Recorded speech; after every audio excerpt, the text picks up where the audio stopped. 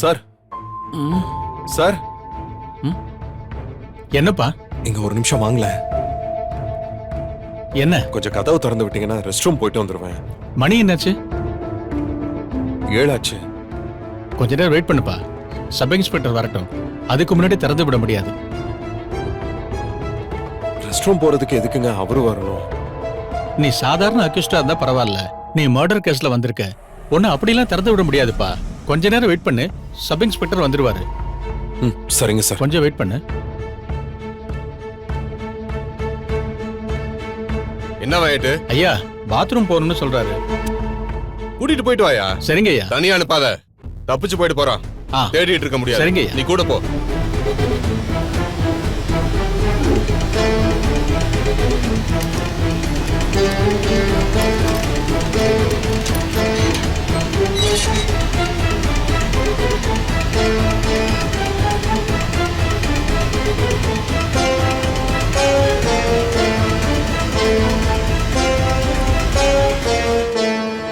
தம்பி, அதான் பாத்ரூம், போயிட்டு வாங்க.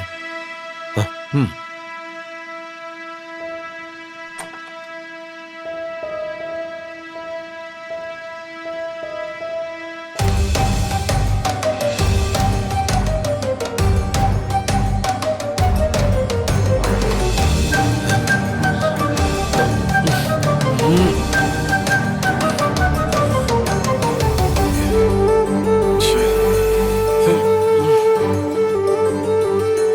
சார் என்ன சார் டாய்லெட் இவ்ளோ கேவலமா இருக்கு?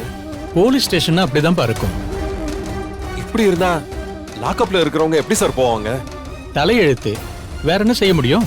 போய் தான் ஆகணும். சார் என்னால முடியாது சார். இவ்ளோ அன்ஹைஜீனிக்கான இடத்துலலாம் என்னால டாய்லெட் போக முடியாது. நீங்க வாங்க சார். ம்.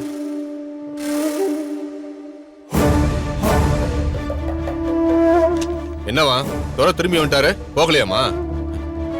சார் என்ன சார் டாய்லெட் வச்சிருக்கீங்க? மனுஷங்க உள்ள போக முடியுமா? இவ்ளோ கேவலமா இருக்கு. மனுஷங்க போக முடியாது, ஆனா கிரிமினல்லாம் போக முடியும். கிரிமினலுக்கு அது போதும். கிரிமினலுக்கு இவ்ளோ போதும் நீங்க எப்படி சார் முடிவு பண்ணலாம்? லாக்அப்ல இருக்கிறவங்க பெரும்பாலும் கிரிமினல் இல்ல, அக்யூஸ்டா தான் இருப்பாங்க, குற்றம் சாட்டப்பட்டவங்களா தான் இருப்பாங்க. அவங்கள நீங்க கொஞ்சம் டீசென்ட்டா நடத்தலாம்ல? சரி கிரிமினலாவே இருந்துட்டு போட்டுமே, அவங்களை இப்படி எல்லாம் அவமானப்படுத்தணும்னு என்ன இருக்கு? ஹியூமன் ரைட்ஸ் கமிஷன் அவங்களுக்கு நல்ல டாய்லெட் வசதி கொடுக்கணும்னு சொல்லி இருக்கு. அப்படியா? கிரிமினலுக்கு அதெல்லாம் பண்ணி தரணுமா? அப்போ ஒண்ணு செய், நீ போய் அந்த டாய்லெட்டை சுத்தம் பண்ணி கொடு. கேட்டு ஐயா, இவர்கிட்ட விளக்குமாறு பிரஷ் எல்லாம் எடுத்து கொடு. சார் இங்க பாருங்க, நான் டாய்லெட்டை சரி பண்ணணும்னு சொன்னேன், அதுக்கு எதுக்கு என்ன கிளீன் பண்ண சொல்றீங்க? அது வழக்கமா லாக்அப்ல இருக்கிற கைதிகளை தான் கிளீன் பண்ண வைப்பான். ரீசெண்டா அப்படி யாரும் நல்ல கைதிங்க வரல, அதான் நீங்க வந்திருக்கீங்கல்ல, போங்க சார் போய் கிளீன் பண்ணுங்க. நான் யூஸ் பண்ணல சார், என்ன விடுங்க. ஏய், உன்னை நேத்தே அடி பிச்சு இருக்கணும். ஏதோ உன் பொண்டாட்டி பண்ண புண்ணியம் உன்னை விட்டு வச்சேன். இப்ப நீ போய் டாய்லெட்டை கிளீன் பண்ணலன்னு வையே, நேத்தே கொடுக்க வேண்டிய பாக்கிய இன்னைக்கு கொடுத்துருவேன். மரியாதையா போ. தம்பி எதுக்கு பிரச்சனை? சும்மா தண்ணியை ஊத்தி லேசா கழுவிட்டு வந்திருப்பா. ஐயாவோட கோபத்தை கலப்பாத. போய் டாய்லெட்டை கழுவுறேன். ஆனா இவர் அடிப்பேன்னு சொன்னார்ல, அதுக்கெல்லாம் பயந்து இல்ல. அடுத்து யூஸ் பண்றவங்களுக்காவது ஒரு நல்ல டாய்லெட் கிடைக்கும்ல.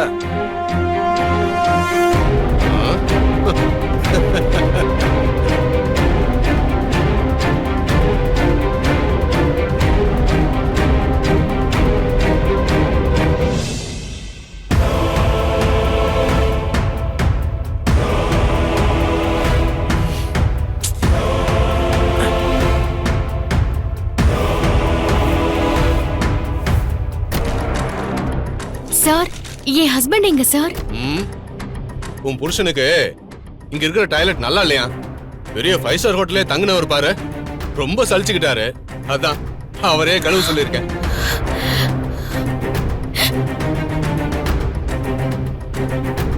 சார், இங்க பாத்ரூம் எங்க இதோ இருக்கு? இருக்குமா?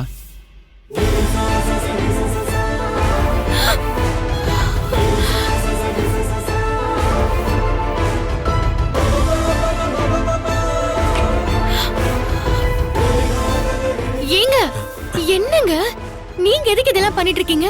நீங்க விடுங்க. விடு மல்லி, ஏதோ இந்த வேலையை என்ன செய்ய வச்சா என்ன அவமானப்படுத்துற மாதிரி இருக்கும்னு அந்த சப் இன்ஸ்பெக்டர் நினைக்கிறாரு. எந்த வேலையையும் நான் அவமானமா நினைக்க மாட்டேங்கிறது அவருக்கு எப்படி தெரியும்? விடு, இதெல்லாம் நான் பாத்துக்கிறேன். ஐயோ ஏங்க ப்ளீஸ்ங்க கொடுங்க. என்னால நீங்க இந்த வேலை பாக்குறத பாத்துட்டு இருக்க முடியாது. ப்ளீஸ் கொடுங்க, நான் பண்றேன். மல்லி, நீ பண்றதுதான் பார்க்க முடியாது. விடு. ஐயோ ஏங்க நான் சொல்றத கேளுங்க. மல்லி, கொடுங்க. இரு மல்லி, விடுன்னு சொல்றேன். நான் பாத்துக்கிறேன். நீ ஐயோ, விடு. சொன்னா கொடுங்க. கேளு. நான் நான் பாத்துக்கிறேன். பண்றேங்க. நீ விடு. கொடுங்க. மல்லி, இரு இரு இரு. ஏங்க ஐயோ என்னங்க?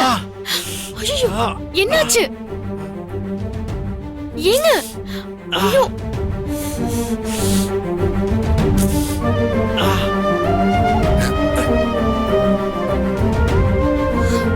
பாத்து மல்லி. எப்படி அடிபட்டுச்சு பாருங்க. ஒண்ணு இல்ல மல்லி. மல்லி, சின்ன காயம்தான். மல்லி, நீ இந்த இடத்துல என் கூட இருந்தன்னு வச்சுக்கோயேன், எனக்கு லாக்அப்ல இருக்கிற ஃபீலே இருக்காது. சரி மல்லி, நீ கிளம்பு. நான் இதை முடிச்சிட்டு வரேன். இல்லங்க நானே பண்றேன். மல்லி, நான் உன்னை போன்னு சொன்னேன். நான் சொன்ன கேப்பல்ல? போ.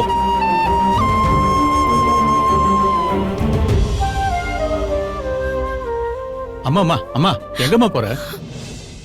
அந்த சப் இன்ஸ்பெக்டர் பார்த்து பேச போறேன் சார். எப்படி சார்? எப்படி அவர் எப்படி அவமதிக்கலாம் என் புருஷனை? இங்க பாருமா, இந்த சப் இன்ஸ்பெக்டர் இருக்காரு, அவர் ஒரு முசுடு.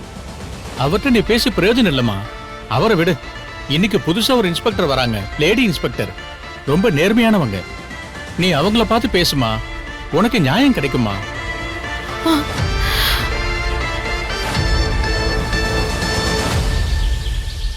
ஷோபா, என்ன வெயில்ரா சாமி. இனிமே சென்னையில டிராவல் பண்ணணும்னா சாப்பர் வேணும் போல இருக்கு. என்ன டிராபிக், என்ன டிராபிக்டா. ஐயோ, இதுல இந்த வெயில் வேற. வச்சு செய்தரா நம்மள. ஏசி ஃபேன் எல்லாம் ஓடுதானே தெரியல. அப்பா கடவுளே. லெமன் ஜூஸா? தேங்க்ஸ் ரொம்ப. இந்த வெயிலுக்கு இதான் கரெக்ட்.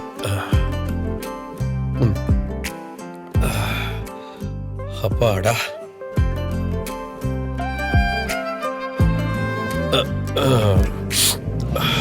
அப்பா. என்னம்மா என்னம்மா அது கத்தி? அண்ணே, இதே மாதிரி என் கிச்சன்ல இருந்த கத்திய வச்சுதான் அந்த சுடரை கொலை பண்ணிருக்காங்க. கொலை நடந்த இடத்துல கத்திய போட்டுட்டு போயிருக்காங்க. வீட்லயுமே அதே மாதிரி ஒரு கத்தி வாங்கி வச்சிருக்காங்க. இதுக்கு என்னென்ன காரணமா இருக்க முடியும்?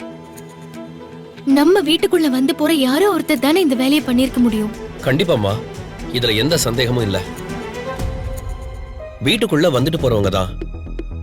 ஆனா என்ன குழப்பமா இருக்குன்னா, வீட்ல இருந்த கத்தியை எடுத்துட்டு போய் அவளை குத்தி கொண்டிருக்காங்கன்னா அதுக்கு முக்கியமான காரணம் அந்த கத்தியில உன் கைரேகை இருக்கும். உன்னை இந்த கேஸ்ல மாட்டி விடலாங்கிறது தான் நோக்கம்.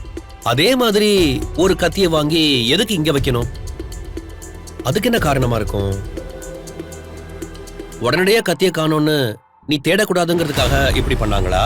இல்ல கத்தி காணாம போன விஷயமே உனக்கு தெரியக்கூடாதுங்கிறதுக்காக இப்படி பண்ணாங்களா? இல்ல அவங்க வேற ஏதோ ஒரு பிளான் பண்ணி அந்த பிளான் சொதப்பிடுச்சா? ஒன்னும் புரியலையே மல்லி. மல்லி, எனக்கு கொஞ்சம் டைம் கொடு, நான் யோசிச்சு பார்த்து சொல்றேன். சரி, வேற என்னம்மா? அடுத்த விஷயம் தானே முக்கியமான விஷயம். என்ன விஷயம் சொல்லு. வெண்பாவை கடத்தி வச்சிருக்கும் போது அந்த சுடர் கதிரேசனுக்கு போன் பண்ணி பணம் கேட்டிருக்கா. கதிரேசன் கோவமா ஏதோ பதில் சொல்லிருக்காரு.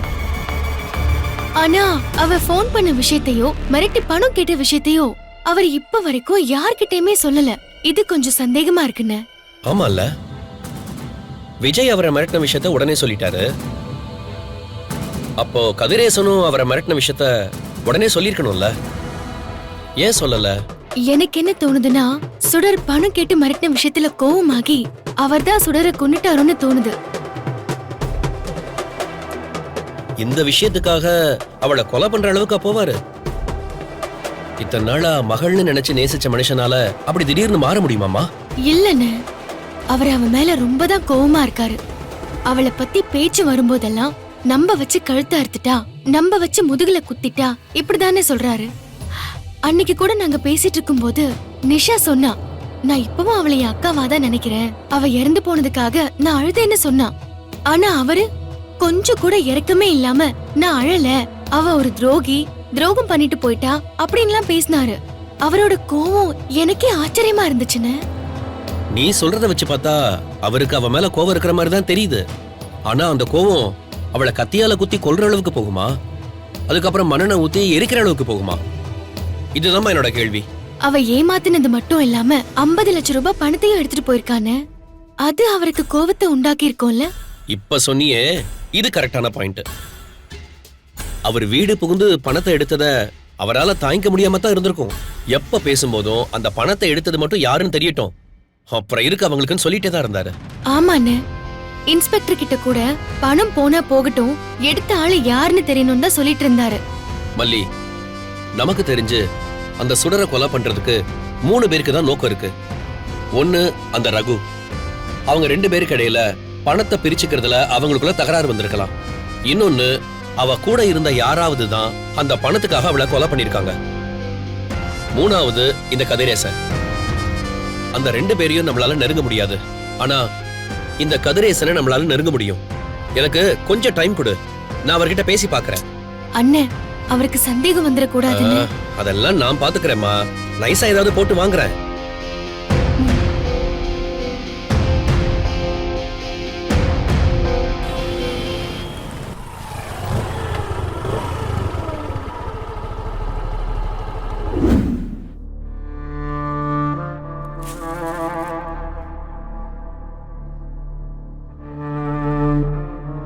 ரங்கன், ஐயா,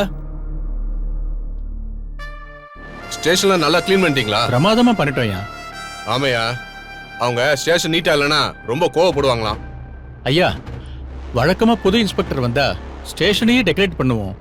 இன்னைக்கே அது பண்ணல. நான் தான் சொன்னேன்லையா, அவங்களுக்கு அதெல்லாம் பிடிக்காதான். ஸ்டேஷன் நீட்டா இருந்தா போதும்னு சொன்னாங்க. ஓகேங்க ஐயா.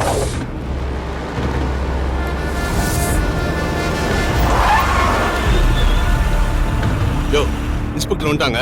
கான்ஸ்டபிள்ஸ் எல்லாரும் வாங்க. சார்.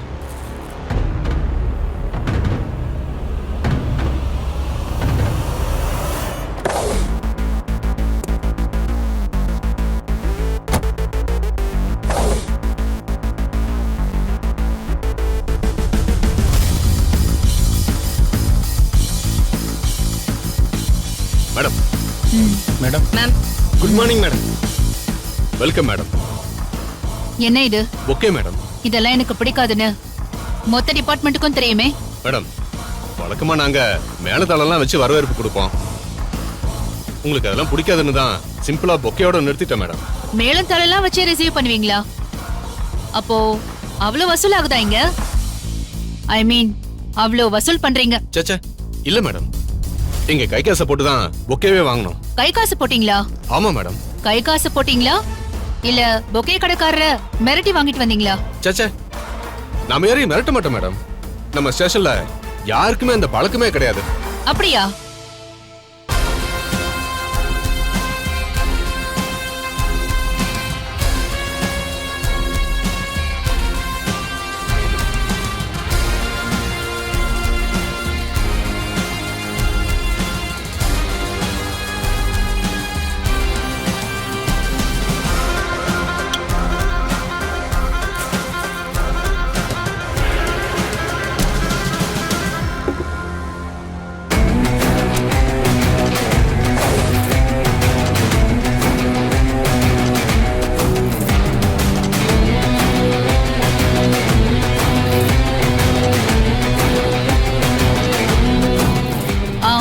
பெரியவரே, உள்ள வாங்க.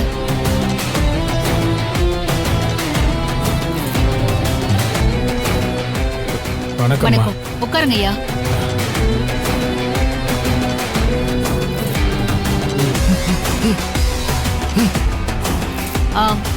சுந்தர், இந்த ஸ்டேஷன்ல இருக்கிற எல்லா கான்ஸ்டபிள்ஸ், ஹெட் கான்ஸ்டபிள்ஸ் எல்லாருமே இருக்காங்களா? இங்கதான் மேடம் இருக்காங்க. எல்லாரும் வந்துட்டாங்க மேடம். என்ன விஷயம் மேடம்? பெரியவரே, ஆ. நீங்க சொன்ன அந்த 2 போலீஸ் இங்க இருக்காங்களான்னு பாருங்க.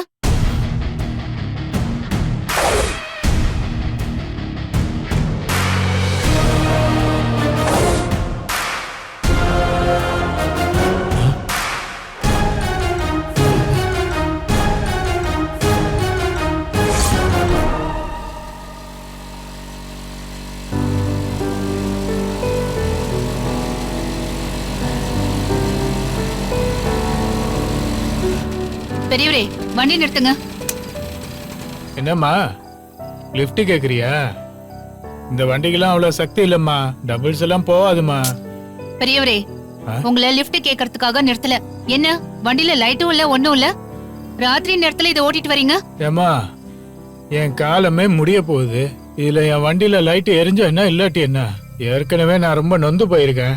நீ வேற என்ன நோவடிக்காதம்மா. நான் போறேம்மா. பெரியவரே, நான் இந்த ஏரியாவுக்கு புதுசா ஜாயின் பண்ண போற இன்ஸ்பெக்டர். உங்களை நோகடிக்கிறதுக்காக நான் கேட்கல. லைட் இல்லாம போறது உங்களுக்கும் சேஃப்டி இல்ல, எதிரில வரவங்களுக்கும் சேஃப்டி இல்ல. அதுக்காக தான் நான் வண்டியை நிறுத்தினேன். ஏரியா இன்ஸ்பெக்டரா? மா, தயவு செஞ்சு என்ன மன்னிச்சிருமா. ஃபைன் போடுறேன்னு மிரட்டி கையில இருக்கிற 500 ரூபாயும் பறிச்சிடாதீங்கம்மா. இந்த பணத்தோட வீட்டுக்கு நான் போனாதான் என் குடும்பமே பசியாற முடியும். போலீஸ்னா பணம் பறிக்கிறவங்கன்னு யார் சொன்னா உங்களுக்கு? காவலர் உங்கள் நண்பன்னு எழுதியிருக்கிற போர்டெல்லாம் நீங்க பார்த்தது இல்லையா? போர்டெல்லாம் சரியாதாம்மா எழுதியிருக்கு. ஆனா நிஜத்துல அப்படியா நடக்குது? இப்ப வர வழியில 2 போலீஸ் நிப்பாட்டினாங்க. வண்டியில லைட் இல்லைன்னு சொல்லி 2000 ரூபாய் பறிச்சுக்கிட்டாங்கம்மா. அது ஒரு வாரம் வேலை பார்த்து சேர்த்து வச்ச பணம்மா. என் பொண்டாட்டிக்கு உடம்பு சரியில்லைன்னு அவளை ஆஸ்பத்திரிக்கு கூட்டிட்டு போறதுக்காக அந்த பணத்தை வச்சிருந்தேன். அதை பறிச்சுட்டு விட்டாங்கம்மா. அந்த பணத்தை நான் சம்பாதிக்கிறதுக்கு இன்னும் ஒரு வாரம் கஷ்டப்படணும் தெரியுமா? 2000 ரூபாய் பணத்தை பறிச்சுக்கிட்டு விட்டுட்டாங்களா? அவங்க பேர் என்னன்னு உங்களுக்கு தெரியுமா? போலீஸ் கிட்ட போய் நான் பேர் என்னன்னு கேட்க முடியுமா? பேரெல்லாம் கேட்க வேண்டாம், நேம் பேட்ஜ் இருக்கும்ல. இந்த கண்ணை வச்சுக்கிட்டு எங்கம்மா அந்த பெயரை வாசிக்கிறது? ஆ, உங்களை எந்த இடத்துல நிறுத்தினாங்க? ஸ்ரீதேவி குப்பம் ரோட்லம்மா.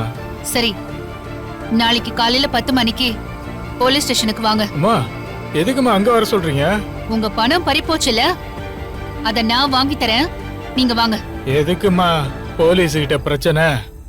ஐயா, எல்லா போலீஸும் தப்பானவங்க இல்ல, சில பேர் அப்படி நடந்திருப்பாங்க. நீங்க அங்க வாங்க, நான் உங்க பொண்ணு மாதிரி. நான் உங்களுக்கு அந்த பணத்தை வாங்கி தரேன். சரிம்மா, ம், நான் வரேன். நன்றிம்மா. பார்த்து போயிட்டு வாங்க.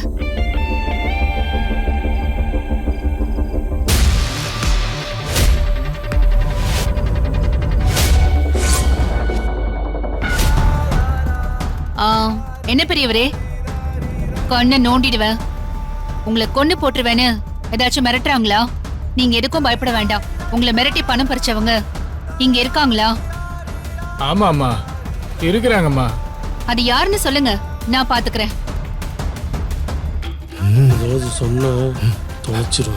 இன்ஸ்பெக்டர் இன்னைக்கு இருப்பாங்க, நாளைக்கு போயிருவாங்க.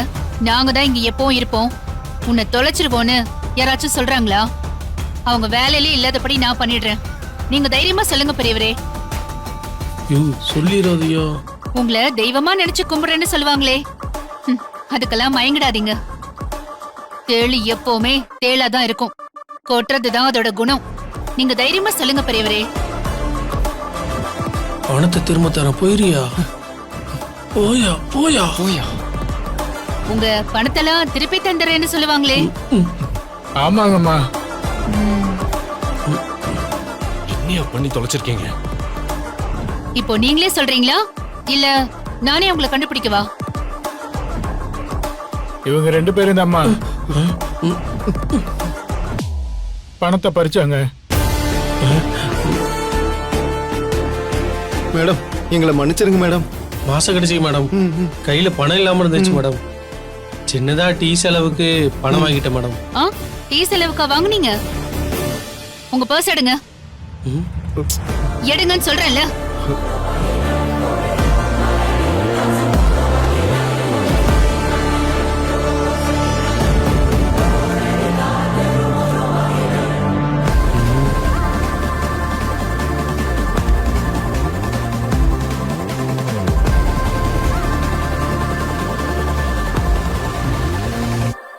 மாச கடைசி, கையில பணமே இல்லைன்னு சொன்னீங்க. இவ்ளோ பணம் வச்சிருக்கீங்க? இப்படிதான் டெய்லி பணத்தை வசூல் பண்ணிட்டு இருக்கீங்களா? சாயந்தரம் ஆச்சுனா ஏரியா ரவுண்டு போறேன்னு போறது இதுக்குதானா? மாசம் ஆனா உங்களுக்கு ஒரு சம்பளம் வருதுல்ல, இப்படி எல்லாம் அவங்க கிட்ட பணத்தை வாங்கிட்டு இருக்கீங்களே, வெக்கமால உங்களுக்கு?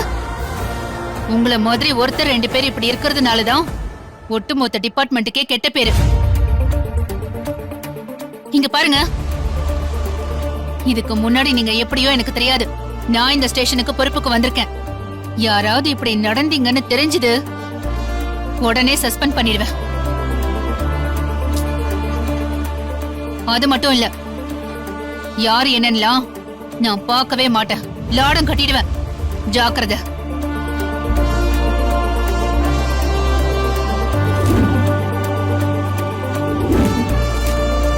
என்னங்க பெரியவரே, பணத்தை வாங்கிக்கோங்க. இன்ஸ்பெக்டர்மா, என் பணம் 2000 தாம்மா. பரவாயில்ல, மொத்தத்தையும் நீங்களே எடுத்துக்கோங்க. இவங்களுக்கெல்லாம் இது பனிஷ்மெண்டா இருக்கட்டும். ரொம்ப நன்றிம்மா. ஒரு நிமிஷம் இருங்க. என்னங்க? நன்றிம்மா. நான் வரேம்மா.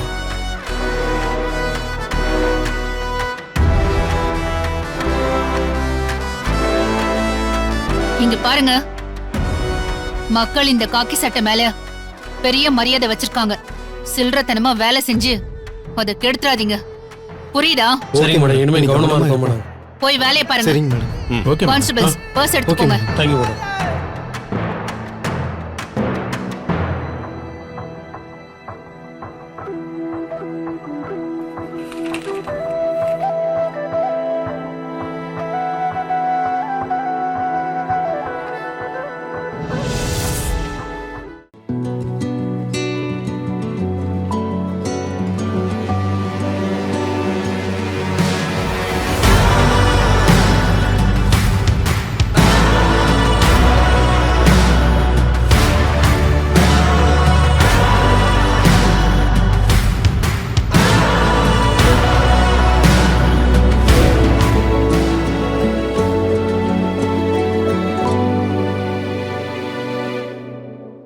இந்த வீடியோ உங்களுக்கு பிடிச்சிருந்தா லைக் பண்ணுங்க, ஷேர் பண்ணுங்க, காமெண்ட் பண்ணுங்க.